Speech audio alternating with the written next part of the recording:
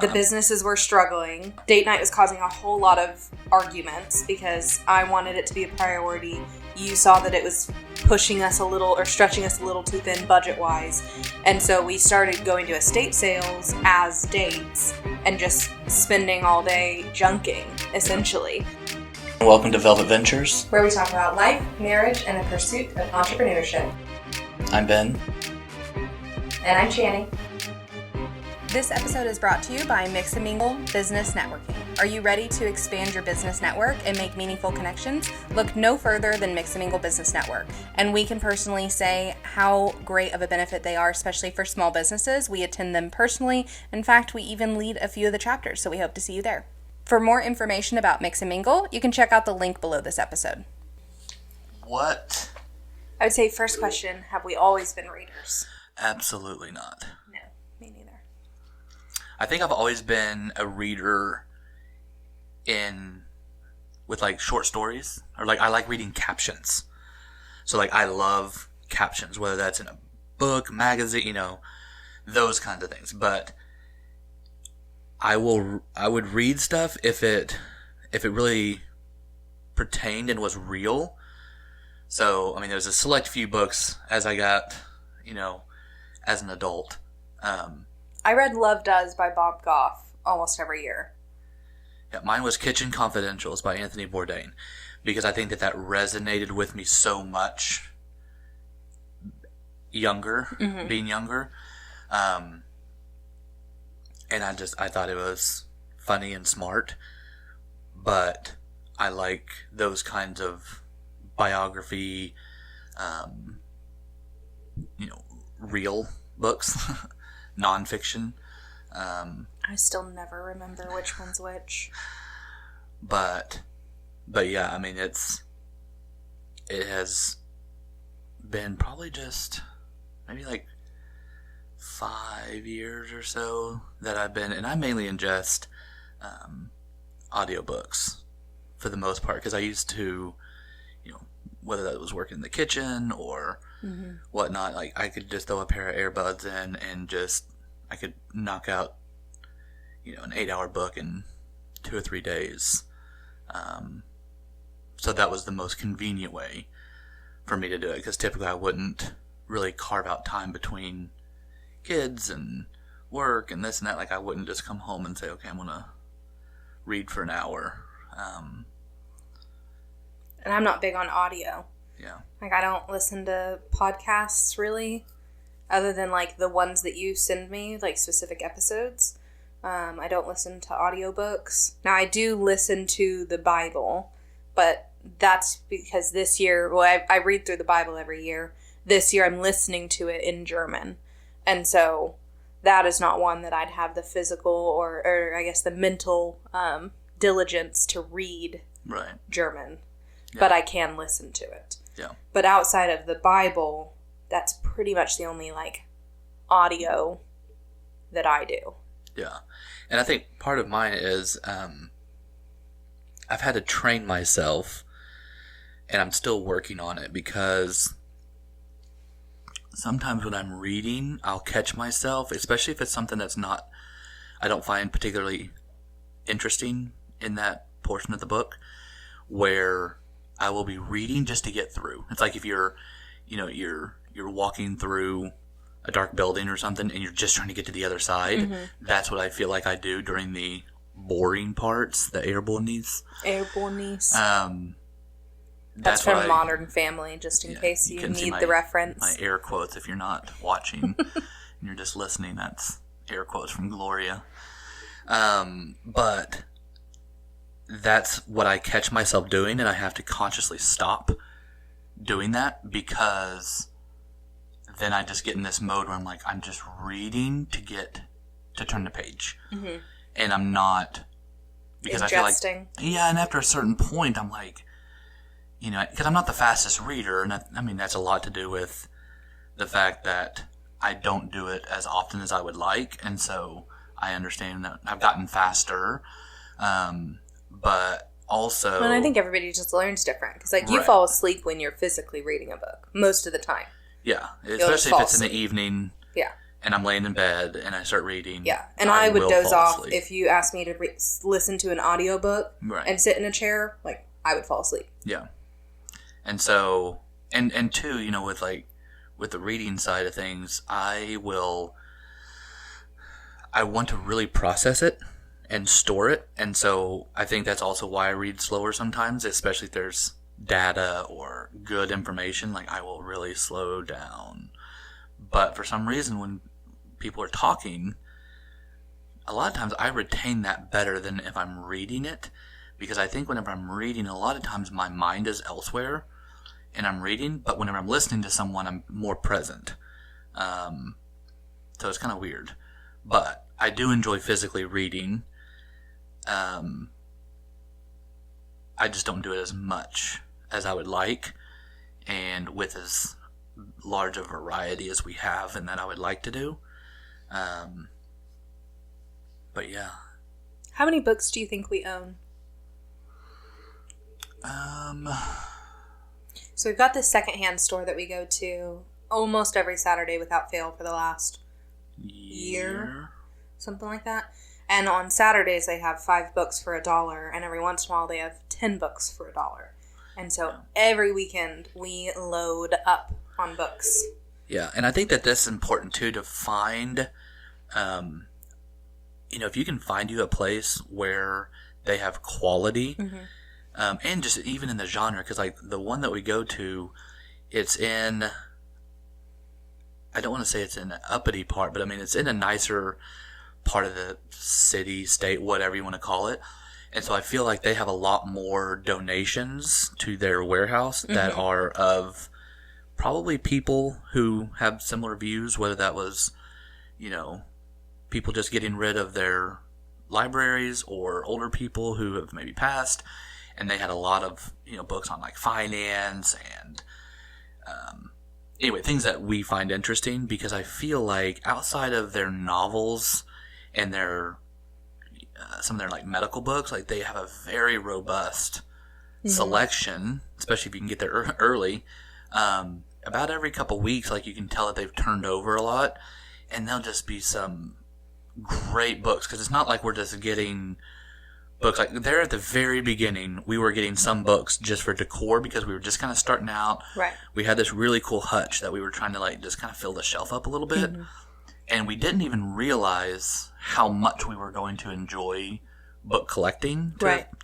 We're very novice at this, but I enjoy finding books. And we don't, to book collecting, like we don't look for books of value. Right. We like collecting books that hold value for us. So, like, we've got some really, really cool Semper Fi and some military. They were magazines that was all binded into a book. And, like, value-wise, probably nothing. But they are so cool, and they're valuable to us. And then we've got a few books that didn't know that they were valuable or not. And a few people have come over, looked at them, and looked them up, and it turns out it's, a $300-$400 book that we paid $250 for. Right. So, but we don't, like, seek out collectible books. Yeah, we're not book collectors in that sense. We are book collectors for ourselves. Yeah. And I think one of the things that I really enjoy with these, which I like bargain hunting regardless, it could be a rug or a book or we shop almost exclusively secondhand. Yeah, like estate sales, warehouse sales, things of that nature. Yeah, Goodwills. But I think the fun for me is getting things that are just not really available, or to my knowledge available now. Even if it's not just for us, but for like the kids. Like I found several, U.S. history books from like the 60s, 70s, 80s. And it's interesting going and kind of thumbing through and seeing what is no longer being taught. Right. And so I think that that's kind of fun. And I like collecting I have a certain shelf that is mainly books on, not survival, because we're not preppers by any stretch of the imagination, but they are very good that if someone ever wanted to kind of flex how to do something and not hop on Google, you can go look at, I have a whole encyclopedia thing. There's no reason to have a 30-volume encyclopedia set other than sometimes it's fun to just open a book and go find the answer to what you were wondering. And so I have that kind of same thing with some of the genres that I have, where it could be, whether that's history, it could be, foreign affairs, it could be these different things that, no, I haven't read them yet, I've thumbed through them. But if that, itch were to ever come around, like, I have resources. And I have resources that are not going to be like, man, I had to sift through 14 different blogs. I had to go through, blah, blah, blah, blah, blah, just to Exit out of 15 pop-ups. Right. And so I like having some of that stuff around, but... When we also collect books, there's a few books that it doesn't matter that we already know we own multiple. If we see it, we will always buy it.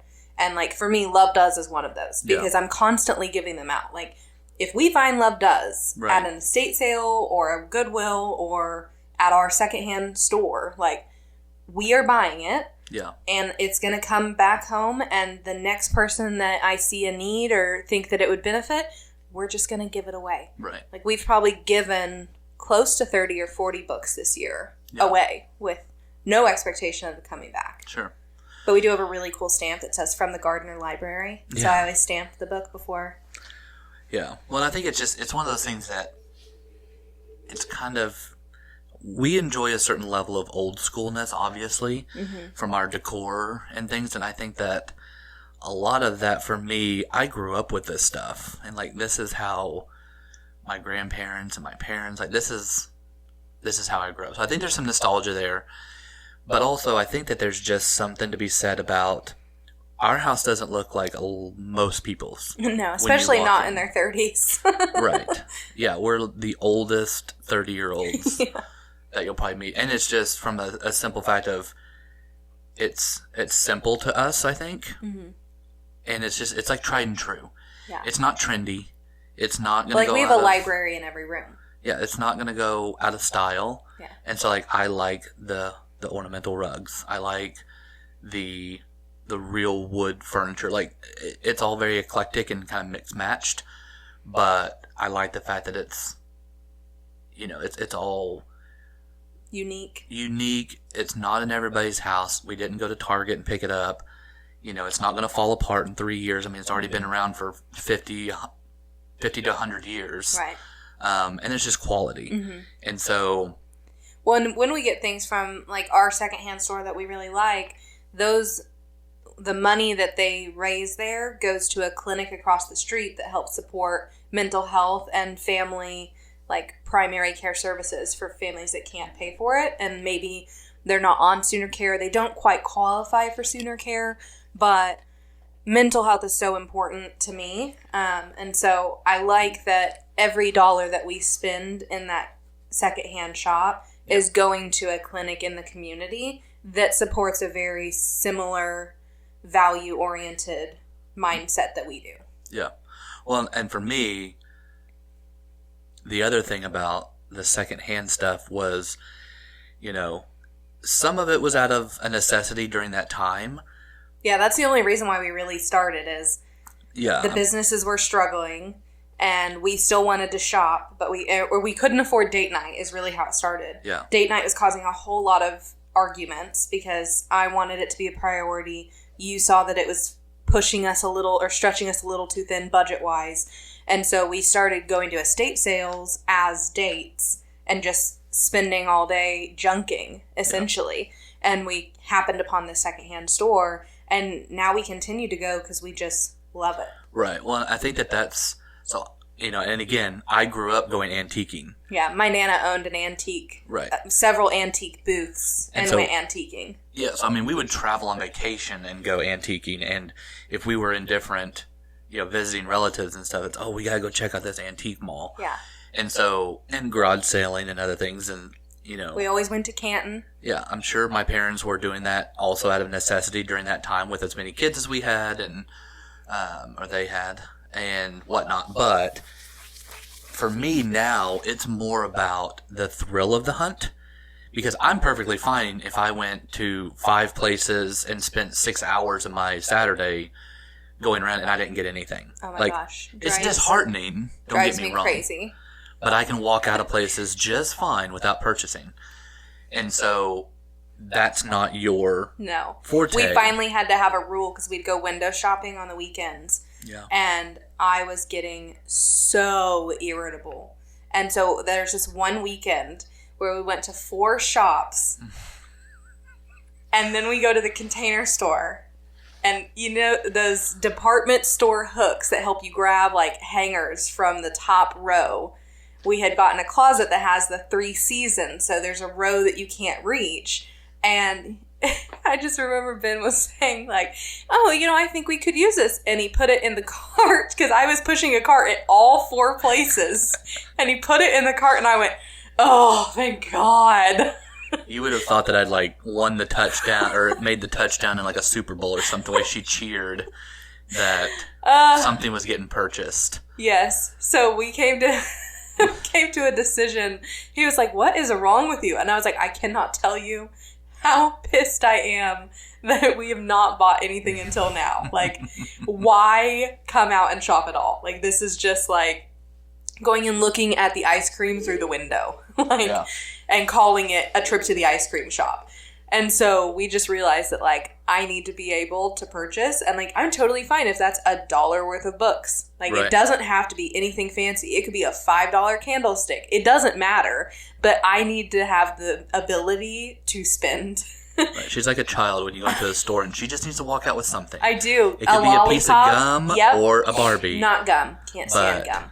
It has to be something. I was a kid reference. Yeah. Introducing Lay & Turner Law Firm, Oklahoma's premier boutique law firm. Whether you're navigating complex immigration laws, starting a business, buying or selling property, planning your estate, or facing criminal charges, their dedicated team is here to fight for your rights. With a deep understanding of Oklahoma's legal landscape, Lay & Turner provide personalized solutions tailored to your unique situation. Contact Lay & Turner Law Firm today and let the people's attorney represent you. For more information about Lay Turner, there's a link below this episode. But, yeah, and I mean, I think that was the other realization is because we hadn't done this together at all. Right. Up until this point. And it started because you went to that estate sale while you were supposed to be going to a meeting. And really that's what started the whole estate sales and stuff was that one there off of Coltrane that one day when you went, we got the record player. Oh, yeah. That was the first estate sale that we've ever gone to. Yeah, I was on my way back from a meeting. Right. And I happened upon this estate sale, and we got an awesome. Yeah, a ton of stuff from that house. We went 3 days in a row. Yeah. And then took Mimi and Paul, which are Ben's parents. Yeah. So, yeah, he was a home builder. Mm-hmm. And an architect. And stuff here in Oklahoma City. And so he had... a barn full of tools, but also just a very well-crafted house and very cool pieces. And, I mean, obviously, they'd been there since I think it was like the 50s or 60s. Mm-hmm. And so, anyway, tons of really cool stuff.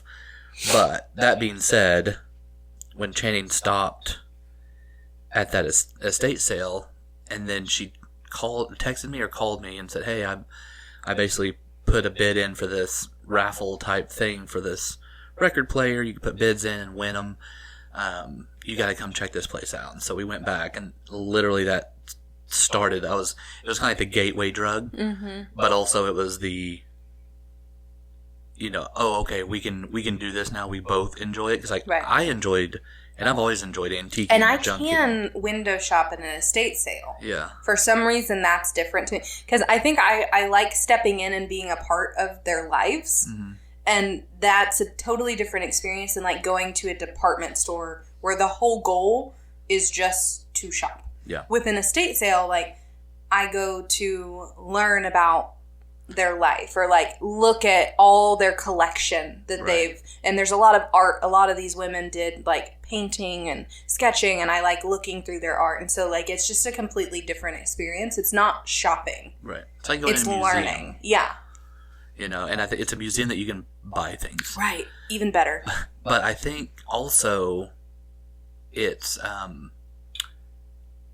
to me, it's like a history lesson. Mm-hmm. And I love that because I like seeing how other people lived. Mm-hmm. I like seeing, how did they use their home or their things. And because I think it also gives me ideas for either usage or when we go to build another house someday, like, I want to incorporate this because, you know, this house that we were just in was built in the 20s, or this one was built in the 50s or the 70s or 80s. And this is just a cool element that you just don't see anymore. Right. And so I love that. And, like, that's the best way to get into people's houses is wait for them to have an estate sale. Mm-hmm. And so that's the only way that you typically, that I know of, that you can legally get permission to go snooping. Mm-hmm. And so that's fun for me. But it just helped with, when the businesses were struggling, and not even necessarily, I mean, they were struggling, but struggling in the sense that they were new. Yeah. You know, and we weren't, I was working a 9 to 5, but you weren't, because you were fully in on the business, so it's not. But we still operated on the no follow-up and no manipulation and no pushing. Right. And so any time that you take that stance, you just have to understand it's going to take longer. Right. To get to your goal. Yeah. But, so anyway, we could not, because it got to where it was, you know, on the weekends or something, we would go, you know, with the family or whatever, and we would go to Target, or we would go to Sam's or Costco, and we'd go here and go there, and then it's like, we would come home, and it's like, holy cow, we spent $400, $500, $600 today. Yeah. On most of this we didn't need. Yeah. Like, I mean, it would be food and things, but even taking you grocery shopping is expensive. Mm-hmm. Because it's just, oh, this looks good, and this looks good. It's not, well, that's not what we need, and whatnot. And so anyway, we had to figure something out with, we both want to still shop because it's a good outlet. We like finding things, and we like, decorating the house in essence. And so anyway, this was just a great outlet for us that we have a lot of conversational pieces now. Yeah. Like most of the time when people come over to our house, there's something or several things that they point out, and then we have a conversation about. Yeah. And like, when you have all newer things, that doesn't happen. Like, I've never walked into somebody's house that was beautifully decorated by West Elm and had a conversation about their furniture. Yeah. Like, it's just not something that we've done. But when you have pieces that are secondhand or from like, we have this amazing hutch from Belgium with leaded glass that you got for free from a military family who was moving and couldn't take it with them. No, I paid for that. Oh. I got all the barrister cabinets. That's right. And the desk for basically free. Yeah. And like, my desk in my office is an old DOT desk. Yeah. It still has the DOT tags on it, and it's still there's little like construction paper, homemade slots that they made to separate the middle of the desk out that are like duct taped into it. Yeah, like someone self-engineered a their own container system. Right, using cardboard and tape. Yeah. Well, I think we talk about a lot of our stuff. Yeah. Well, I think that it's been interesting when I step back and really look at, we have not been to a department store to buy any piece of, outside of food, like medicine-y kind of stuff, you know? Mm-hmm. I mean, we haven't really been to a department store in well over a year. Mm-mm. Even my clothes are all secondhand. Yeah, even half of our clothes. Like, I typically don't find much outside of pants that I like or that fit me at a secondhand store. That's not like t-shirts. But, I mean, I kind of go on little clothing sprees, so I'll go buy 5 or 6 shirts from the store that I like, and then that's what I wear for the next 2 to 3 years. And so I don't rotate out a whole lot. Mm-hmm. I've had some shirts that I've had for 10 plus years, and then sometimes they mysteriously disappear. So they just move into work shirts once they get stained. I don't get rid of them. If they're not wholly and completely deteriorated, they just move into work shirts. I've had to cut some of his clothing in half or rip it in half once it was wholly because he would refuse to throw it away. Yeah. So I just grabbed the hole and ripped the article of clothing and said, well, can't wear it now. Yep. He was so shocked. But it was interesting because he was wearing it. I gave no warning. Yeah.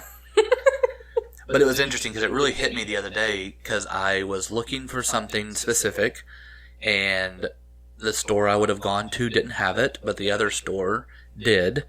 And I hadn't been to Target in I don't know how long, and they had what I needed, and so I was like, I'm just going to go pick it up. And just walking through there made me just realize, like, I'm not missing anything. Mm-hmm. Really, because, I mean, like, there's some interesting things there, but, I mean, it was from, like Magnolia. It's not stuff that I would buy, mm-hmm. but it was nice to look at. Mm-hmm. But I think that that's where my disconnect has now been with, even like kitchenware. Because used to I loved collecting kitchenware stuff, but it was like from those kinds of stores. And then when you really step back and think about, it's cool, but there's also 100,000 people that probably have that exact same thing mm-hmm. in their kitchen. And it's not that that's a bad thing, it's just not for me. Right. Because I mean, I think about, like Pioneer Woman. I'm not a fan of her color coordination stuff anyway, but a lot of people like how pretty and floral her stuff is. And, while it's fine for some people, like, that's just stuff that I would never put in our home. And that's just because, one, it's not our style, but two, it's like, it's just mass produced. Mm-hmm. And so I now, in this porch, I used to be that person. Love me some Williams Sonoma, love me some of that stuff, but I'm like, it's just generic. Mm-hmm. And so once we've kind of made that paradigm shift into secondhand or thrifting or whatever you want to call it, I feel like our true style is kind of awakened. Right. Because now it's by choice. Right. Like, it started out of necessity and money-wise. Right. But now, like, it's totally by choice. Yeah. Because, like, this chair was $12. Yeah. Like, I love bragging about the deals. And it's funny because sometimes he's like, why would you tell them that? Like, these pants were 25 cents. He's like, why would you tell them that? I'm like, I don't know, because I'm super proud that, like, oh, you thought these were, like, designer? Nope. This was less than $1. Yeah. And just to be clear, like, it's not that I'm ashamed that she paid that, because I'm very proud. It's they didn't ask. The reason is because literally she bought a pair of shoes, and we went from that store I put them on to another store, and she car. put them on in the car. We were walking in that store. It was another antique mall. Yeah, weren't there for 5 minutes, and some lady said, "Oh, I love your shoes," and she goes, "Thanks, they were 25 cents." And I'm like, "Why do you talk that way?" Like, what? Just say, she "Thank appreciated you. I the like deal. your shoes." She did. She was like, It's "What? funny. Where did you get those? Yeah. That's so cool." Yeah, it's funny, but it's funny in the sense that, like, you're like 3 years old and say, "Thanks, they light up." Yeah, they make me run fast. Right. So, but I think the other part of it is, with that, it's by choice now, is, I think in the beginning, a lot of times I remember going antiquing and things being, like, real expensive, mm-hmm. And so, and they still are. I mean, we still come across, and some antique stores are just higher end, and some estate sales are higher end. But I think that's what makes it kind of fun for me, is that when I come across those things that I know are expensive, and these people don't have it marked that way, or don't know what they have, or they just don't value it the way that other people do. There's some people that they just don't obviously do the research to know what this brand of furniture is, or that these Ray-Bans are worth a lot of money, mm-hmm. and they sell them for $2. And didn't spend 5 seconds on eBay seeing that they're going for $400. Mm-hmm. And so, which is great for me, because then I pay for, a month's worth of thrifting or, right. Antiquing with one find. So, and I think that's the other joy for me, is that I like when things can be an investment. And so, I think you've taken a little bit of my philosophy on, like, the budgeting. Like, I don't like budgeting. Yeah. I really despise is a very strong word, but it's very close to there. And because in my mind, if we need X, we just need to go earn X. Right. So money is not finite and it's not limited. It's only as limited as we believe that it is limited. And so I'm like, okay, we only have a third of what we need for bills. Perfect. How do we go find and create the other 2/3? So like when we're shopping, it's not, oh, we can't afford that. It's how do we afford that? Right. And so I think you've kind of started to adopt that philosophy a little bit more because like we're about to go to Lindsberg, which is where my grandparents were raised they have a Swedish festival every other year. And instead of trying to budget for this trip, you're like, well, we've got a bunch of stuff in the garage that we don't need and we haven't needed, and it's literally just taking up space. So I'll just sell that, and whatever we make can be our extra spending money outside of the hotels and the food. Yeah. And I'm like, perfect. Like, that makes total sense to me. Right. But for us to, like, budget what we currently have for the future, like, my brain just really struggles with that. Well, and I think for me, it makes it a lot easier to more guilt-free buy things because I do enjoy purchasing. When I know that I'm purchasing under value, and if we ever decided we no longer, because I mean, we I do that where I find this dresser, I like it, I put it in one of the kids' room, I put it in wherever I put it, and then I find one I like better. Oh, well, I bought this one for a good price. I know I can get double what I paid for it. So I'll go ahead and buy the other one. Yeah. And then list the other one. And then I end up selling this one, and it paid for not only paying me back for that one, but it bought the new one. You know, and so I enjoy that kind of hustle, that flipper, that flipper lifestyle. Yeah. And, you know, I try to be very conscious about making sure, and it's also fun to learn because there's some things that's like, these things just don't sell. Or these things do sell, or I don't even have an interest in this, but I'm going to buy it. Like those Ray-Bans, like, they don't even fit my face. So I bought them with zero intentions on keeping them, and I bought them solely to sell. And, like, I found that cast iron skillet the other day. I have zero intentions on using it. I bought it. Right. I bought it strictly to sell. You know, and so there's certain things that's like, I'm not trying to inventory stuff, but it just happens sometimes.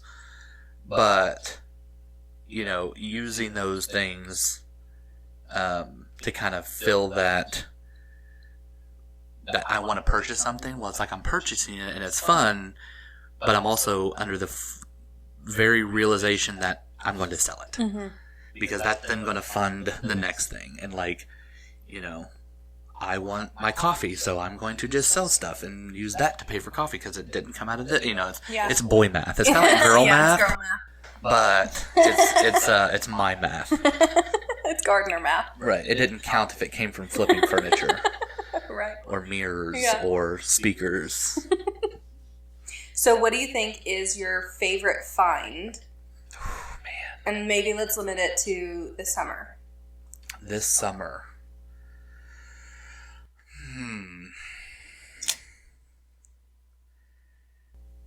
I don't know. I mean, the rug we just got, it's a pretty good find the other day. It smelled. But I've just about got all that smell out now. But it's 100% wool, hand tufted. Which I negotiated down to $20. Yes. 8.5 by 11. It was probably like a $2,500 rug when it was first bought. Yeah, and it's beautiful. It is beautiful. But, well, and this rug. Yeah, this rug. This rug.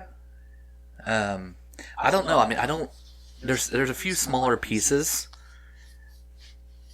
that I'm just having trouble compartmentalizing when I got them. But I think overall some of my favorite pieces are, I'd probably say our hutch in our bedroom. That was a heck of a deal. And then overall, I would say probably one of my favorites is that Belgium hutch in the formal dining area. That and the record player console that's in the living room. those are two that are just awesome finds. But yeah, I mean, there's so many little, some of the candlesticks that we found, some of the, all kinds of stuff. Mm-hmm. I think one of my favorite newest pieces that we just brought in is the piano. Oh, yeah. Which I didn't know if I was going to like or hate, because repetitive noises really bug me. Yeah. And so we ran a huge risk of, like, the kids are literally just going to ding, ding, ding, ding, ding all the time. Yeah. Which they don't really. And I didn't grow up having a piano, learning piano. I was a violinist. But I have really enjoyed piddling around on the piano because I learned how to play music by ear, not by music, like how to read music. Yeah. And so it's challenging for me to take what I know in violin and try and transfer it into piano. Right. Take it from strings to keys. Right. And I feel like it's a really good, like, it works different muscles of my brain. And it was free. We literally rolled it down in the middle of the neighborhood. Yeah. Someone in the neighborhood posted that they are moving, older couple, and they just could not, they did not want to take this piano to the next. They're moving back to California. Yeah. And so they had a beautiful grandfather clock too. Yeah. Gorgeous. But this beautiful, heavy, oak piano. Mm-hmm. It's now in the main library. Yeah, they literally, which is a formal dining room. They literally were just, here, you can have this. Mm-hmm. And then they helped us he helped me put it on a dolly and furniture dolly and roll it down the hill, down the street. I'm sure the other neighbors are like, what is going on?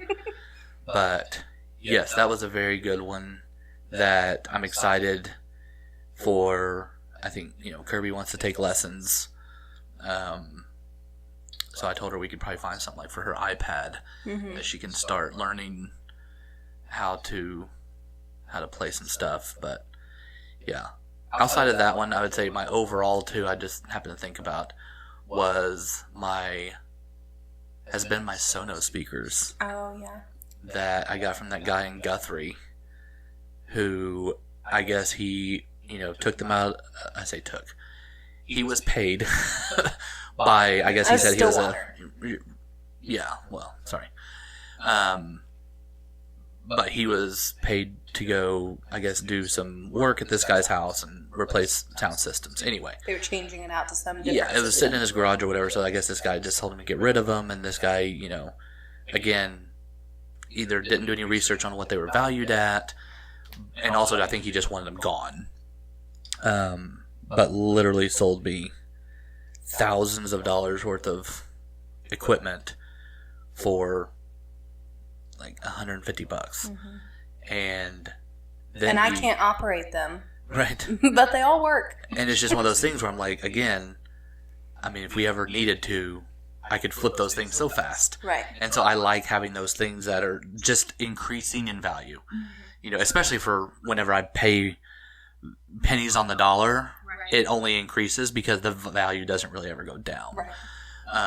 But yeah, that, and then whenever he texted me like a month later and said, hey, I have this subwoofer, and they run about $900, and it's like, hey, give me $50 for it, and I'm like, sold,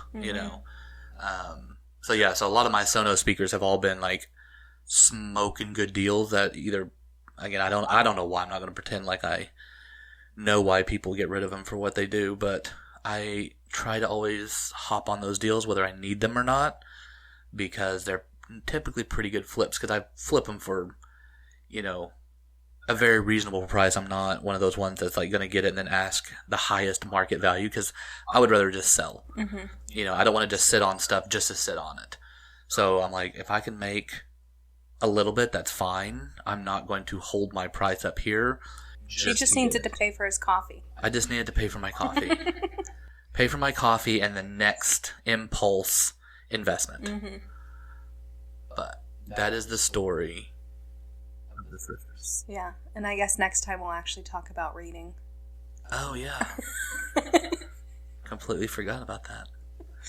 All right, well, now y'all know how we got into This is the reading. the story of why. Yeah, I just got excited that we were talking about our adventures in thrifting and totally spaced on what the topic today was. So stay tuned. All right, next time. Thanks for tuning in to the Velvet Ventures. If you'd like more information about who we are, what we do, or you want to follow us or any of our companies, then feel free to check out the link below. Other than that, thank you so much to our sponsors for making this episode possible. See you next time.